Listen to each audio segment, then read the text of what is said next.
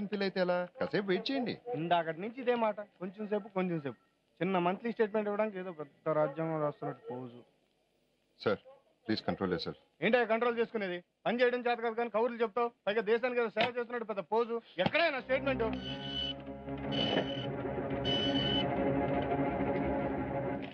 Please take your statement.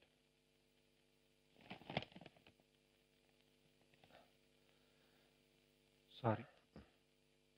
It's okay SIT. Next. I'm sorry. నేను అలా behave చేసి ఉండకూడదు. I'm extremely sorry. It's all right, don't be sorry. అనవసరంగా కొంచెం emotional అయ్యాను. చూడండి, ఆవేశం అనేది చాలా విలువైంది. దాన్ని మనం రైట్ టైంలో వాడితే చాలా ఉపయోగం.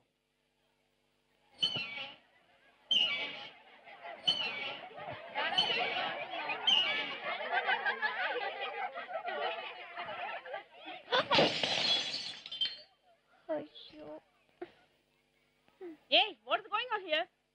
What's this bloody pickle and oil?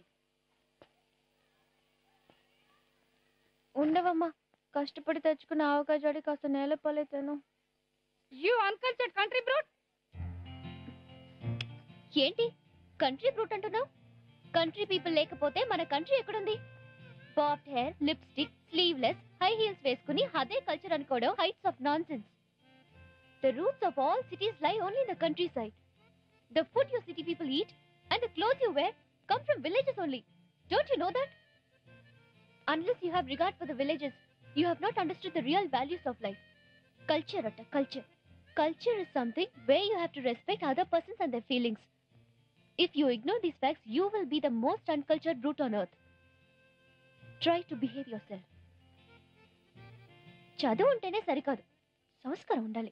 సరే, వాళ్ళ చదువు సంగతి అలా ఉంచు. ఇంతగా అమ్మాయి గారు చదువు సంగతి ఏమిటో?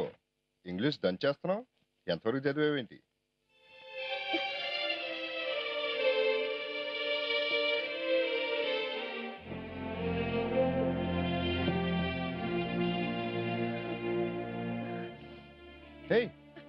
ఏంటిది? ఎంతవరకు చదివావంటే ఏడుపు వస్తుంది ఏంటి?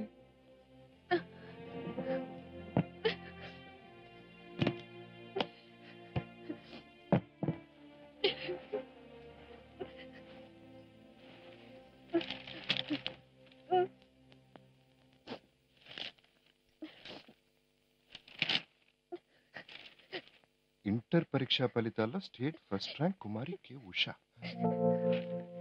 హే, స్టేట్ ఫస్ట్ ర్యాంక్ వచ్చావు నువ్వు.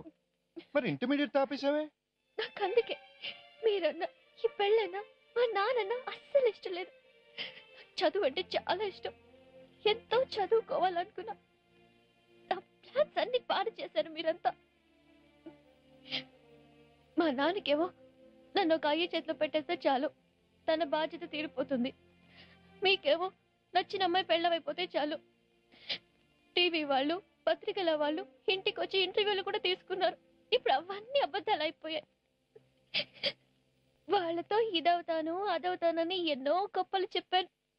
ఏమయ్యాను? చివరికి మీ పెళ్ళనయ్యాను. నీకు చదువు అంటే అంత ఇష్టమా? మీకంటే మా నాన్నకంటే కూడా ఇష్టం. మరైతే ఇప్పుడు చదువుకో. వేళ కొలలం చేయక్కర్లేదు.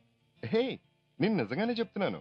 పెళ్లికి ముందు నీకు ఏమేమి ఆలోచనలు ఉన్నాయో వాటిని మార్చుకోని అవసరం లేదు. నీకు చదువుకోవాలంటే చదువుకో, ఆ తర్వాత ఉద్యోగం కూడా చేస్తానంటే చెయ్యి.